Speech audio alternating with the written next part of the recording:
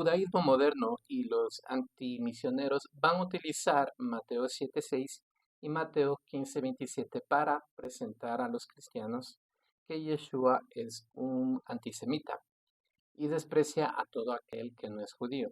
En Mateo 7:6 dice, no deis lo santo a los perros, ni echéis vuestras perlas delante de los cerdos, no sea que las pisoteen y se vuelvan y os despedacen. Dentro del contexto del judaísmo moderno, el perro y el cerdo, el judío te lo presenta como si se refiere a personas que no son judías, que si no estos son los gentiles, indicando que Yeshua tenía rechazo a todo aquel que no era judío. Ahora, para poder ir descifrando todos estos códigos del judaísmo del primer siglo, tenemos que estudiar estas palabras en hebreo y entenderlas desde su contexto histórico-cultural. Mesa en hebreo es shulchan. ¿Y qué simboliza la mesa? Específicamente, ya no hablamos solamente de la que está en el templo, sino la que está en cada hogar de los que guardamos la Torah, simboliza lo que es el altar, simboliza lo que es la comunión divina. Tenemos la otra palabra que es misonsot, que quiere decir migajas. ¿Y qué representa las migajas? Representan la chispa divina. Y estas migajas vienen lo que es del lahem, que significa pan.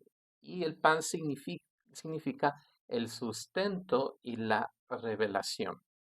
Ahora que entendemos el simbolismo de mesa, pan y las migajas, vamos a poder comprender más adelante de lo que significa perro, perlas y el cerdo.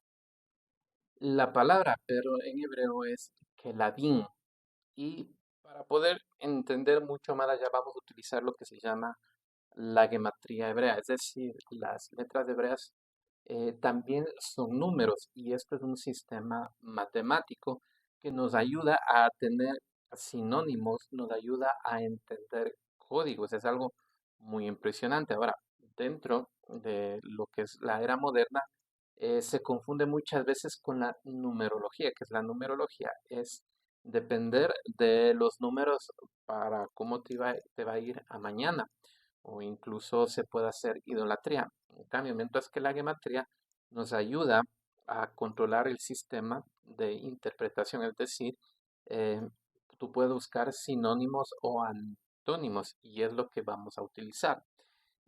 Kelabin, que significa perros, tiene una gematría de 102, 102. Y esta es la misma gematría de Balá, que significa tragar, devorar, engullir.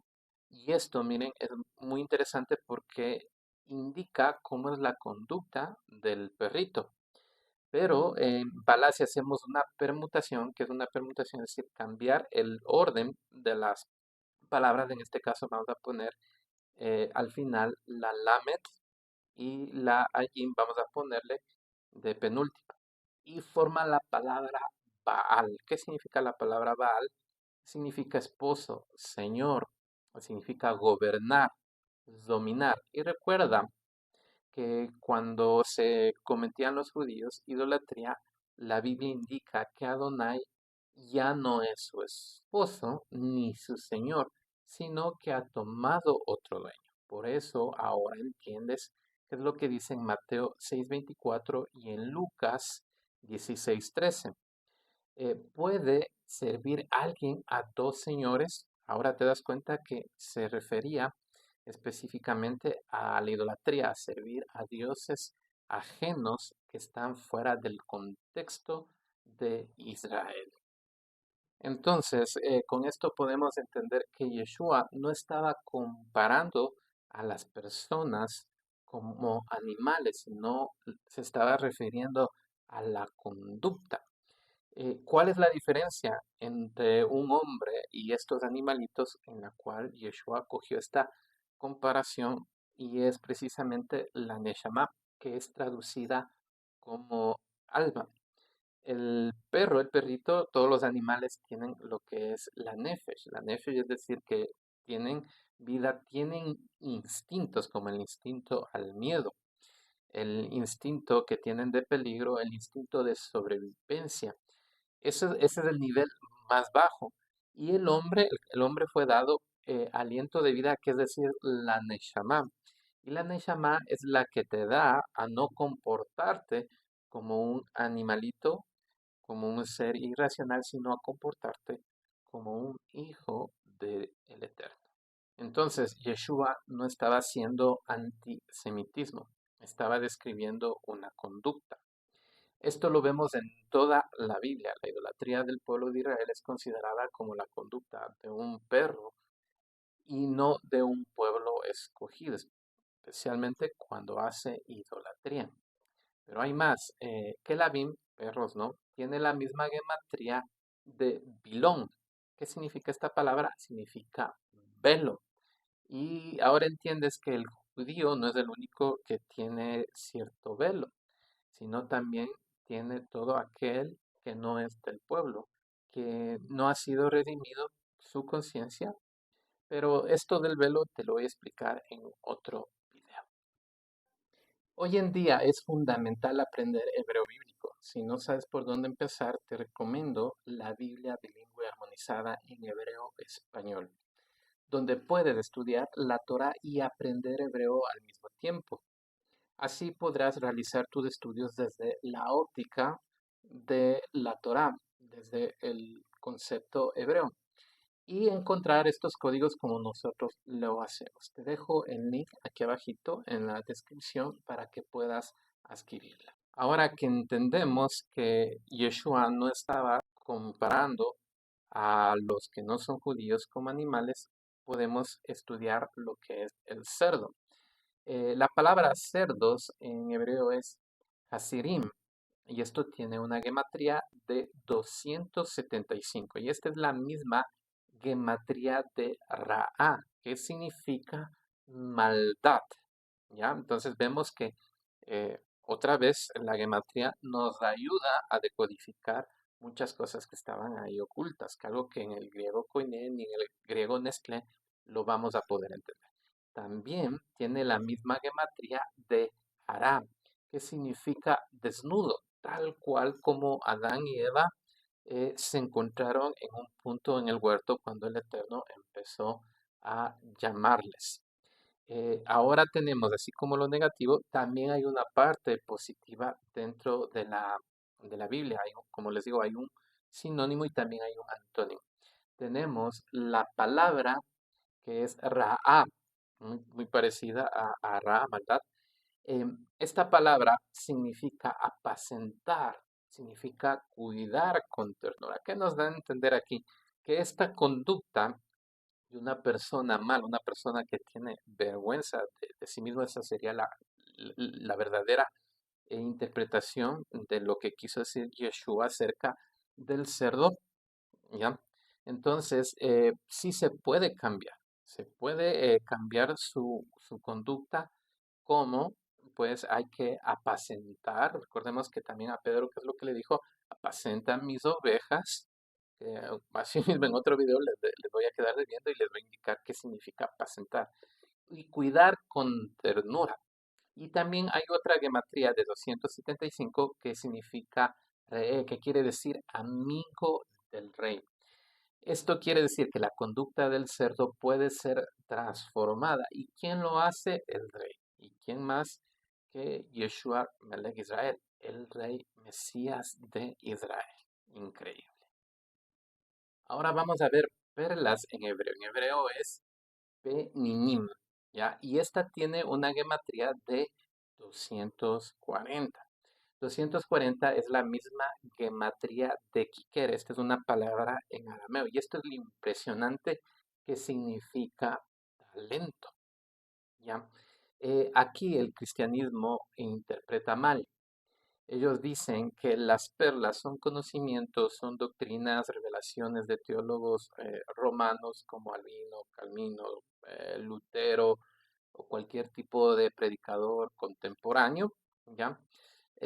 Quizá de esto te ofenda, pero no existe ninguna perla ni ninguna revelación dentro de ninguna denominación cristiana. La razón, La razón es que porque todas las perlas, misterios y secretos les corresponde únicamente a lo que es Israel. Por ende, está en su idioma original. ¿Cuáles son su idioma? Su idioma original sería, lo correcto, el hebreo y el arameo. Esas son las dos lenguas kosher. Fuera de eso solo hay apropiación y usurpación de conocimiento y de identidad. ¿Qué pasa cuando tú das este conocimiento a un tipo de denominación? Pues lo van a transformar, los van a cristianizar. Y por eso nacen este tipo de movimientos como raíces hebreas de la fe cristiana, donde ves a cristianos vestidos con kippah, vestidos con talis, prácticamente vestidos como ortodoxos y algunos incluso ultraortodoxos que se dejan los cabellos rizados. Pues realmente eso es usurpación de identidad. Y pues prácticamente toda la idolatría que tienen dentro del cristianismo, pues utilizan este conocimiento para envolverlo y presentarlo como una revelación divina. Pero cuando tú abres, cuando tú ya sabes de hebreo, cuando tú ya realmente empiezas a estudiar desde una forma académica, sin religiosidad, pues te das cuenta que todo este conocimiento que tienen ellos es simplemente comida de perro y de cerdo.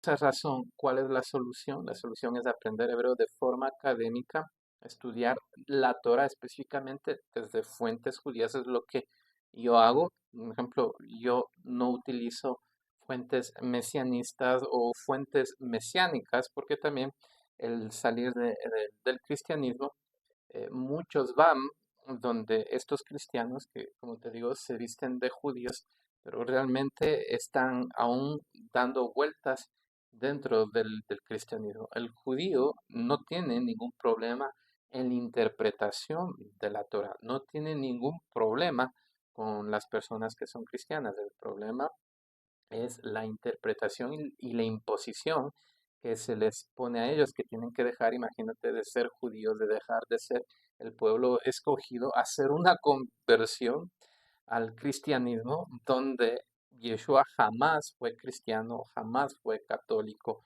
mucho menos protestante, ni sus seguidores, ni Pablo formaron ninguna religión cristiana. De ellos eran prácticamente judíos ortodoxos, es decir, celosos de la Torá del primer siglo. Y esta es la revelación que le dio, que representan las migajas, que le dio el Mesías. Lo que Yeshua le compartió a la mujer cananea fueron los secretos de sanidad que solo estudiando el misticismo de Yeshua lo puedes descubrir. ¿Y qué es lo que le dio? Le dio un talento, le dio una perla, le dio un secreto, le dio un código. Si has llegado hasta aquí, te invito a suscribirte, deja un comentario, dale un me gusta, un corazoncito. Así este mensaje se dará a conocer y más personas podrán abrirlo. Así que te invito a que te des una vuelta por mi canal. Tengo varios estudios, voy a seguir subiendo más estudios acerca de la correcta interpretación del Mesías. Mi nombre es George, les deseo a todos un shalom.